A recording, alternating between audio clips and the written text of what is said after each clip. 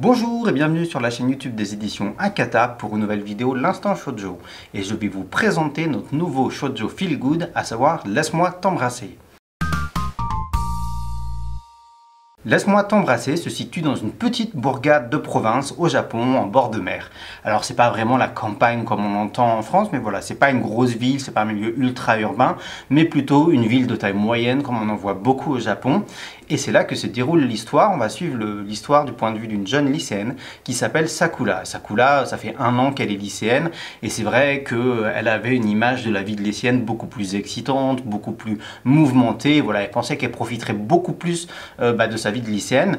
Et puis le temps étant passé, au bout d'1 an depuis sa rentrée scolaire, elle réalise que finalement les choses n'ont pas beaucoup changé pour elle et que ce quotidien, il n'est pas spécialement mauvais ou pas spécialement difficile, pesant, mais il n'est pas très excitant non plus. Elle a un petit peu toujours pris la vie comme ça, comme elle vient, mais c'est vrai que sans avoir de raison profonde de se plaindre, elle est quand même un petit peu déçue de ce que lui a réservé sa vie de lycéenne jusque-là. L'histoire commence quand ça fait tout juste 1 an qu'elle est devenue lycéenne et les vacances d'été vont commencer. Le soir, justement, à la fin de l'année scolaire, elle rentre chez elle et puis là, elle va croiser un groupe de garçons sur la plage et de fil en aiguille, ils vont un petit peu déconner, ils vont s'amuser ensemble, voilà, à la plage et tout ça. Et puis elle rentre chez elle avec ce souvenir en tête et notamment d'un de ces garçons voilà, qui ne l'a pas complètement laissée indifférente, notamment grâce à sa joie de vivre, à son énergie débordante. Mais voilà, pas plus de conséquences que ça, elle pensait qu'elle allait jamais le revoir, etc.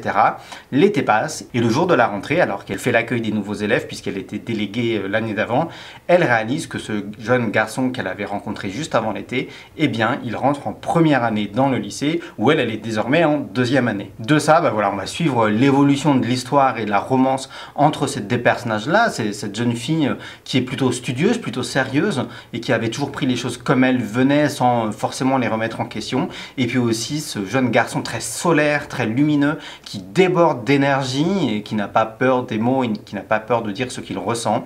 On va suivre très vite comment ils vont se mettre en couple et aussi comment toute leur histoire d'amour va évoluer. Avant de rentrer dans les détails de l'histoire et de pourquoi ce titre nous a intéressés, je vais d'abord m'attarder sur la dessinatrice. La dessinatrice donc s'appelle Vega Nakashima. C'est une dessinatrice qui a commencé sa carrière il y a presque 10 ans avec une histoire courte prépubliée dans le magazine Deluxe Betsukomi, un numéro donc Deluxe Betsukomi hors série de l'hiver 2012. Avec une histoire donc qui s'appelait Supin Pin. Comme c'est souvent le cas avec les dessinatrices de shoujo, et bien après cette histoire courte qui a été publiée, elle a signé plusieurs histoires courtes.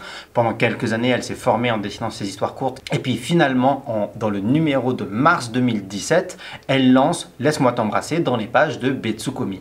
Alors Betsukomi, c'est un magazine de shoujo manga qui est assez connu pour des œuvres par exemple comme C'était nous ou même Le Sablier. Donc voilà, c'est des histoires qui sont souvent douces, bienveillantes, avec un petit peu d'amertume parfois aussi. Mais c'est du shoujo manga qui est globalement assez doux et assez bienveillant. Dans ce numéro de mars 2017, elle lance Laisse-moi t'embrasser, qui devient sa première série en plusieurs tomes. Au total, Laisse-moi t'embrasser va faire 7 chapitres, puis elle va dessiner d'autres chapitres hors série qui seront connectés à cet univers-là. Et après ce premier titre qui a été en fait beaucoup remarqué justement pour les raisons que je vais vous évoquer après, elle a continué sa carrière, toujours pour l'éditeur Shogakukan, dans les pages de Betsukomi, où elle a dessiné une histoire qui a fait 3 tomes au total. C'est leur Fukuto Himawari qui parle de l'histoire d'une jeune fille qui doit vivre avec son beau-père suite au décès de sa mère, qui confirme que Vega Nakashima, c'est une dessinatrice qui commence à faire sa place sur la scène shoujo manga de l'éditeur Shogakukan, puisque 2 tomes sont sa série d'après, a fait 3 tomes et en ce moment elle dessine une nouvelle série qui s'appelle 2020 qui raconte les retrouvailles entre 2 jeunes adultes une fois qu'ils ont 20 ans. Pour moi, Vega Nakashima, même si c'est une dessinatrice qui est globalement en début de carrière, puisque ça fait à peine 10 ans, et dans l'histoire d'une artiste, et notamment en shoujo manga, c'est encore quelque chose d'assez récent, mais c'est quand même quelqu'un qui se distingue beaucoup de ses collègues, et ça pour plusieurs aspects. D'abord, il y a un aspect graphique. J'apprécie beaucoup la manière dont la mangaka, elle prend du soin sur les décors, les ambiances. Bien sûr, comme dans beaucoup de shoujo, il y a parfois une mise en page un peu éclatée, avec, quand il le faut, des cases blanches pour laisser place à l'émotion, et le lecteur y met ses émotions. Mais la mangaka, malgré tout, eh bien, elle ne néglige pas la présence des décors. Et par exemple, dans Laisse-moi t'embrasser, on ressent vraiment ce Japon provincial qui transpire des pages. Et en fait, son style graphique, justement, il a quelque chose de très traditionnel. Il y a de plus en plus de dessinateurs dessinateurs et dessinatrices qui passent à l'outil numérique pour dessiner.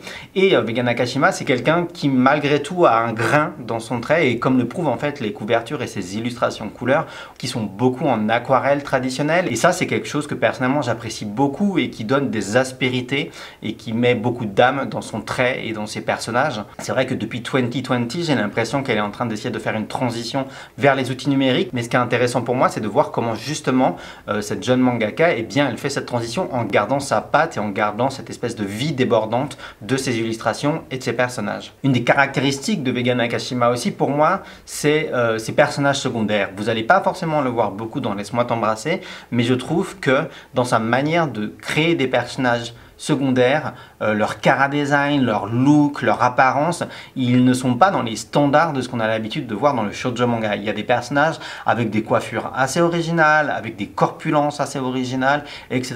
Donc même si pour le moment, elle n'a pas mis ces personnages-là en tant que personnages principaux de ses mangas, c'est quelque chose que j'ai noté à plusieurs reprises dans ses œuvres, qu'il s'agisse de ses séries ou même de ses histoires courtes. Et bah, mine de rien, ça fait une micro-aspérité qu'on n'a pas tant l'habitude de voir que ça dans un shoujo manga. Micro anecdote, voilà, Vega Nakashima, justement chez son éditeur, au sein des pages du magazine Betsukomi, elle est connue pour être une des mangaka qui est en retard à rendre ses planches. J'en discutais un jour avec une éditrice du magazine et je disais oui, mais c'est normal, elle a le droit d'être en retard parce que par rapport à certaines autrices de shoujo, justement, elle passe plus de temps, elle met plus de soin dans les décors, donc on veut bien l'excuser pour ça. Et en fait, c'est assez rigolo parce que c'est aussi quelque chose qu'elle évoque dans ses pages de bonus à la fin de ses ouvrages, qu'elle est assez souvent en retard, que c'est un peu galère pour ses éditeurs de travailler avec elle. Mais voilà, c'est une des petites anecdotes que j'avais aussi envie de vous livrer par rapport, on va dire, à l'identité et au caractère de cette mangaka. Et maintenant, il est grand temps que je revienne sur Laisse-moi t'embrasser et pourquoi cet ouvrage nous a séduit et pourquoi il intègre notre label Shoujo Manga Feel Good. D'abord, il y a une chose qui me plaît beaucoup à l'intérieur. Évidemment, je vous ai évoqué la présence des décors dans les œuvres de Vega Nakashima.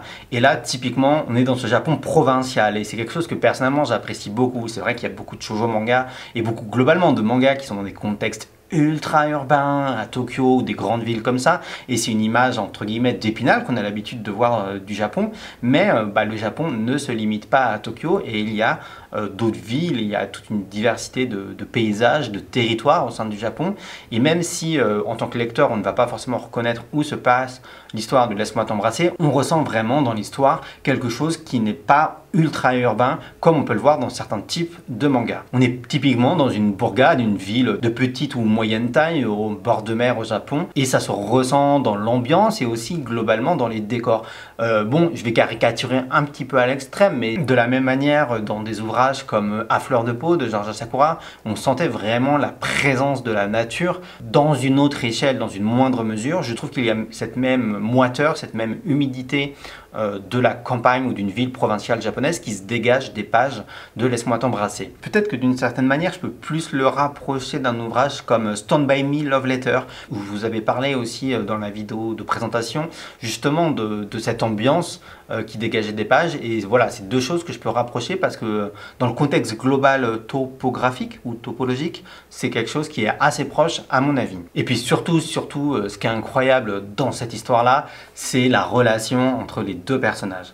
Ao et Sakura, c'est vraiment deux personnages qui n'ont pas peur de leurs sentiments et au début, ça va aller assez vite, c'est-à-dire que dès le premier chapitre, on va les voir se mettre en couple.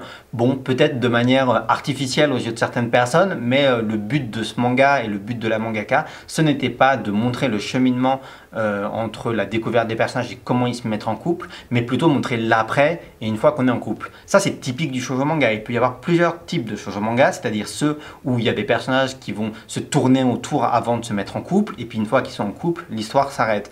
Il y a les shoujo manga qui commencent quand les personnages se mettent en couple et qui vont développer les conséquences de tout ça. Et puis il y a ceux qui font les deux et qui sont en général des séries fleuves.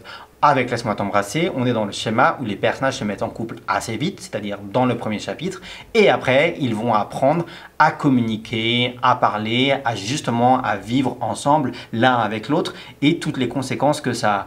Et en fait dans leur relation, c'est tellement positif, c'est tellement sain, et en fait les deux personnages vont vraiment faire attention l'un à l'autre, prendre en considération qui est l'autre sans pour autant se dénaturer eux-mêmes, et ça donne une relation qui est voilà dans l'expression de leurs doutes aussi, mais de leur amour, de leur intimité, ça donne quelque chose qui est ultra tendre qui fait vraiment fondre mon cœur. Je trouve que cette relation-là, et seulement en 2 tomes, c'est quelque chose que j'ai trouvé vraiment beau et précieux. En fait, les deux font vraiment attention l'un à l'autre, et sans cette dramatisation qu'il peut y avoir dans certains types de shoujo manga, sans en faire des caisses. Et voilà, tout ça est montré avec une aisance, une évidence, et quelque chose de très naturel et de très humain.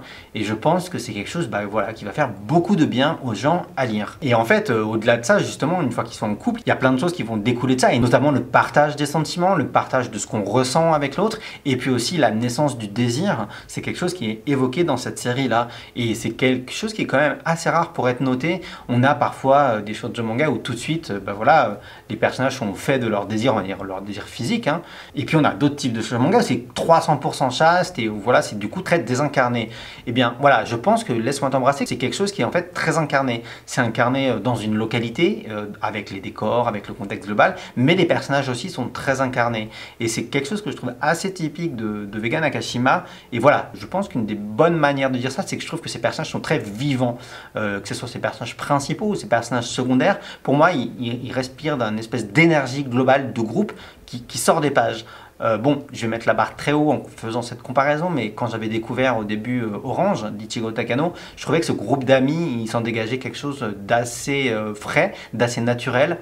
Et ben voilà, j'ai retrouvé par moments dans les œuvres de Vega Nakashima cette espèce d'aisance et cette espèce d'énergie qui fait que les personnages prennent vie, pour moi, littéralement. Après, ce qui est intéressant aussi dans Laisse-moi t'embrasser, c'est la temporalité. Elle fait au global 7 chapitres, plus 2 chapitres bonus, plus un chapitre muet qui se passe dans le futur. Le premier tome, il a 5 chapitres, et puis du coup, le tome 2, il a que 2 chapitres de l'histoire principale, mais en fait, comme la série a trouvé son public, Shogakukan, l'éditeur, a commandé après à la mangaka des chapitres bonus qui se passent dans le futur ou dans le passé du personnage masculin, et encore plus loin dans le futur. Ça veut dire que l'histoire principale, on a l'impression qu'elle s'arrête au début du tome 2, mais en fait, le contexte global et la vie des personnages est développé au-delà de ça. Et cette temporalité très particulière, je trouve que ça fait aussi partie du charme de la série.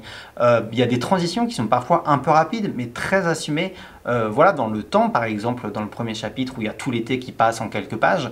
Et en fait, si on est un lecteur attentif, on s'en rend compte de ces transitions par justement les méthodes narratives de la mangaka qui va mettre en scène la nature et la nature qui passe avec des pétales de cerisier ou ce genre de choses qui évoquent une temporalité saisonnière. Ça fait globalement une histoire qui avance vite mais qui permet de développer des personnages dans le temps avec leur évolution et comment ils vont se poser des questions sur l'évolution de leur couple au début de leur vie d'adolescent, on va dire, mais vraiment on les prend à des moments différents et ça donne un résultat que je trouve vraiment charmant. Pour moi, quand je lis ce livre-là, c'est vraiment du bonbon dans le sens, ça met du miel partout dans mon cœur. Enfin, c'est vraiment un truc qui me donne beaucoup d'énergie, où ça fait du bien de lire en fait des relations entre des personnages comme ça, qui vont pas s'entre-déchirer, mais qui vont se soutenir et s'écouter mutuellement sans arrêt, se prendre en considération l'un l'autre, et voilà, tout simplement se respecter. Donc ça fait vraiment du bien à lire et j'espère que vous prendrez du plaisir à le découvrir.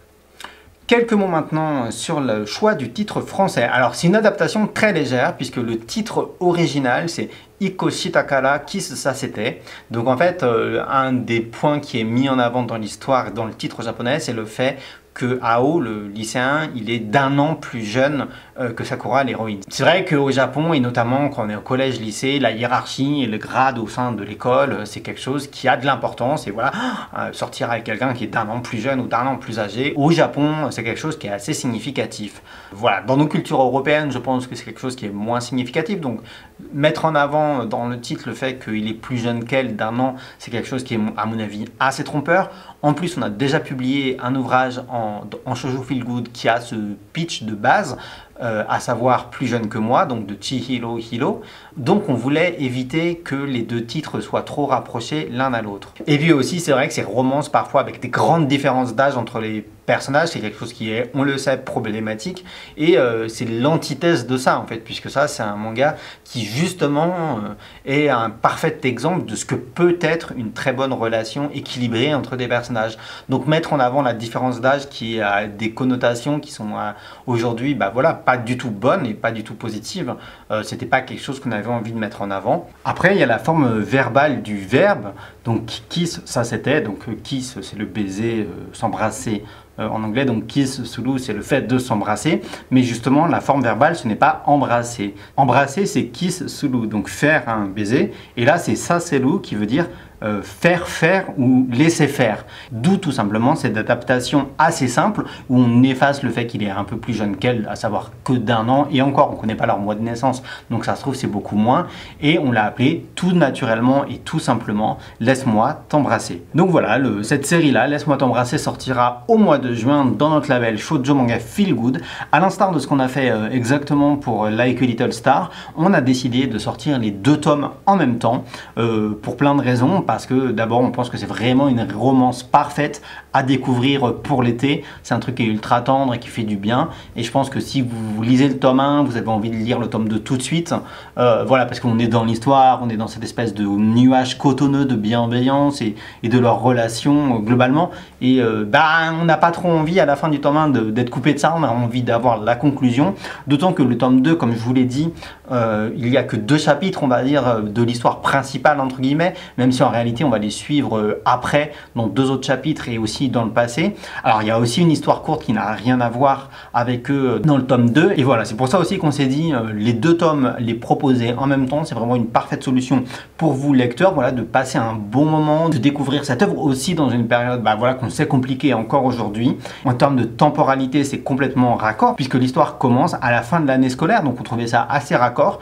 et voilà, ça vous fera une petite série vraiment ultra sympathique, ultra bienveillante et qui vous enverra plein d'énergie positive à découvrir d'un coup au mois de juin.